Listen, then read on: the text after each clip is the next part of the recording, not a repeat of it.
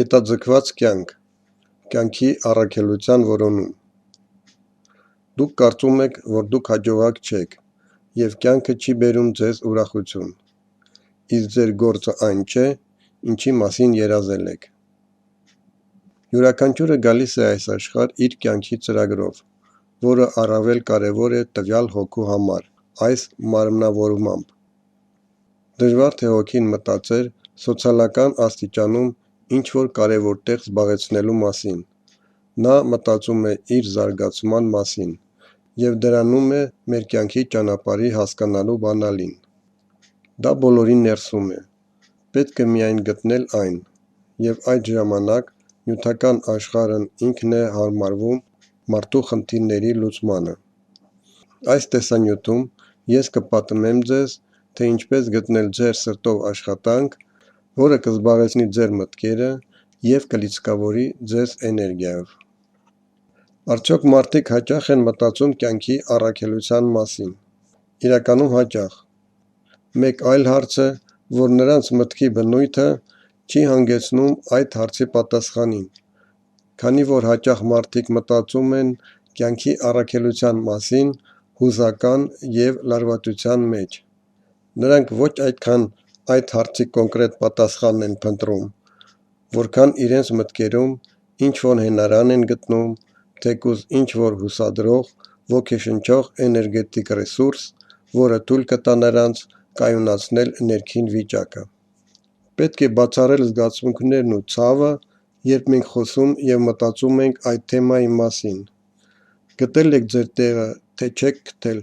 փորձեք այս տեղեկատվությունը ընդունել առանց ցավի, առանց սպասումների, առանց ներքին կասկածների։ Փաստը այն է, որ ձեր կյանքի առաքելությունը կայանում է ձեր աճի համատեքստում։ Առաջին բանը, որ պետք է անել, հասկանալ, որ կյանքի առաքելությունը չի բացառում անհարմարավետությունը ձեր կյանքում։ Անհարմարավետությունը մեր կյանքի ոչ պակաս կարևոր մասն է, քան հարմարավետությունը, թող դա այդքան էլ հաճելի չլինի։ Անհարմարավետությունը շահագրգռում է մեզ, իսկ հարմարավետությունը ոգեշնչում։ Այսպիսով պարզապես հարցրեք ինքներդ ձեզ. ինչի միջոցով կարող եմ ավելի լավը դառնալ, ինչի միջոցով կարող եմ մարդկային դառնալ, ինչի միջոցով կարող եմ ավելի բարոյական դառնալ։ Այսինքն պատասխանը այն հարցին, թե որն է ձեր կյանքի առաքելությունը, կայանում է ինչի միջոցով համատեքստում։ Կա մի հասկացողություն, որը կոչվում է հետաձգված կյանք։ Ինչ է դա նշանակում։ Սա այն ֆենոմենն է, երբ մարդն ինչ-որ նպատակների է ձգտում, մոռանալով կյանքը այստեղ և հիմա։ Երբ նա կենտրոնանում է ինչ-որ նպատակի վրա և ապրում է մտքով. «Դե մի քիչ էլ, և ես վերջապես կապրեմ լիարժեք երջանիկ կյանքով», իսկ այժմ պետք է մի փոքր համբերել։ Խնդիրը այն է, որ դա գազանն է, որին հետևում է էշը, և չի կարող հասնել։ Քանի որ երբ մարդը կենտրոնանում է մեկ նպատակին, նա չի ապրում։ Նա մարդուց վերածվում է ուղղակի գործընթացի, լոկոմոտիվի, որը գնում է դեպի նախանշված նպատակին։ Լավը, եթե այդ նպատակը իրենն է։ Դա նրան ինչ-որ բան կտա,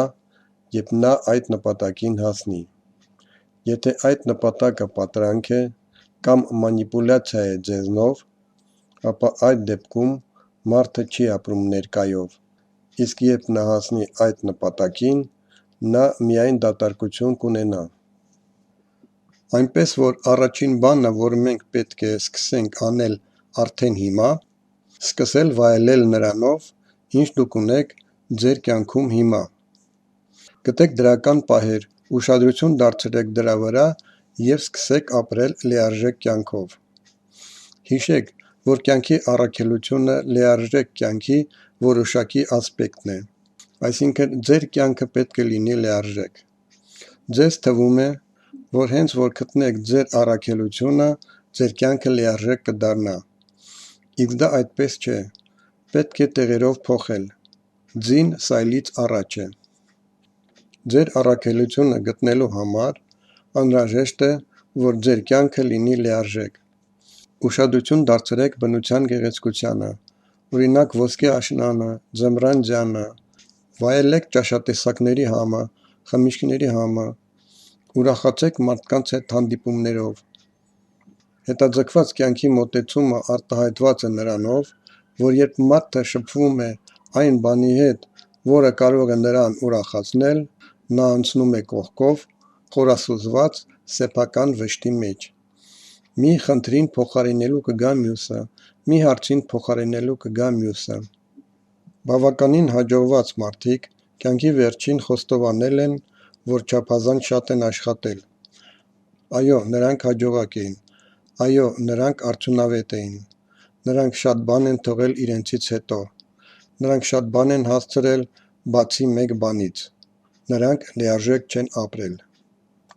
Հաճախ իրենց կյանքի նպատակը մարդիկ շփոթում են իրենց երազանքների հետ, ինչպիսին են օրինակ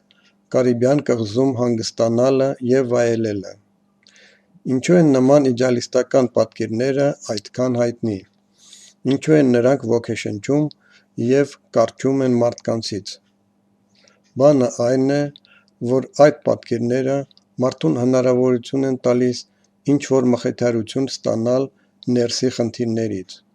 Սակայն դա չի, որ կարող է լինել ապրելակերպ։ Բացի այդ, պարզապես սպառողականությունը չի կարող լինել կյանքի առաքելությունը, երբ մարդը հետապնդում է հաճույք։ Այստեղ շատ կարևոր է հասկանալ, որ կյանքի առաքելությունը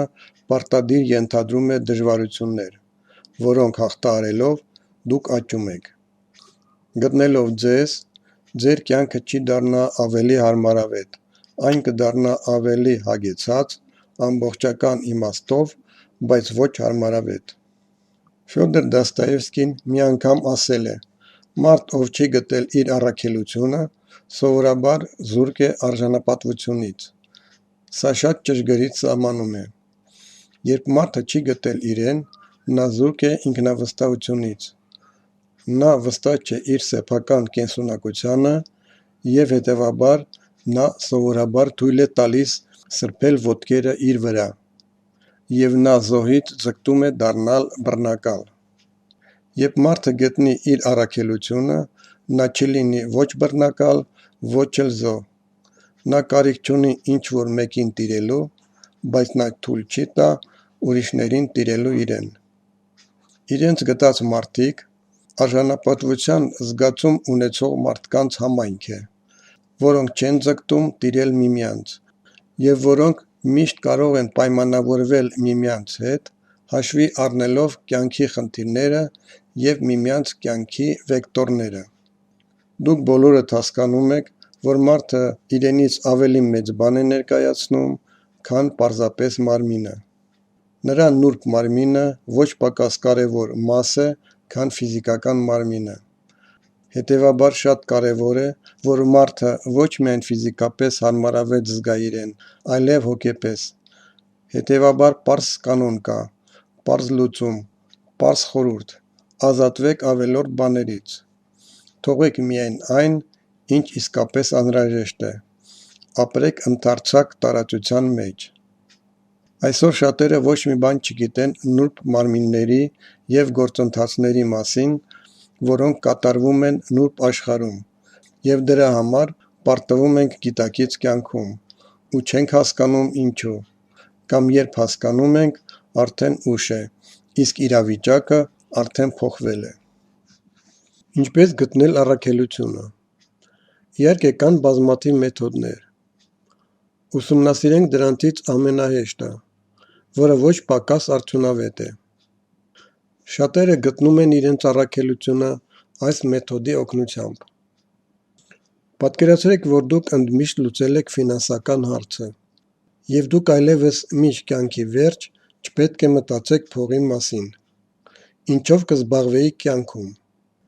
Հասկանալի է, սկզբից դուք կհանգստանաք, կվերականգնեք ուժերը և ինչ-որ ժամանակ կզվարճանաք։ Ինչ-որ ժամանակ հետո կսկսեք ձանձրանալ։ և կուզենաք զբաղվել ինչ-որ հանրային գործունեությամբ։ Այն, ինչով դուք կուզենաք զբաղվել, կլինի ձեր առաքելությունը գտնելու բանալին։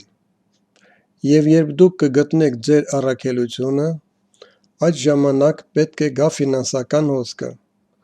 որը կփակի ձեր նյութական կարիքները։ Կարևոր է, որ դուք հասկանաք, փաստը այն է, որ կյանքի առաքելությունը գտնվում է ոչ թե այն համատեքստում, թե ինչ ես կստանամ կյանքից, այլ այն համատեքստում, թե ինչ ես կտամ կյանքին։ Դա շատ կարևոր է հասկանալ։ Սպառողական հոգեբանությունը չի օգնի ձեզ դուրս գալ ձեր կյանքի ուղու վրա։ Ձեզ պետք է մտածել այն մասին, թե ինչ եք բերել կյանք, այլ ոչ թե այն, ինչ եք կյանքից վերցրել։ Վերաբերվեք կյանքի առաքելության որոնմանը, որպես արկածախնդրության։ Ցավի վիճակում դուք ձեզ չեք գտնի,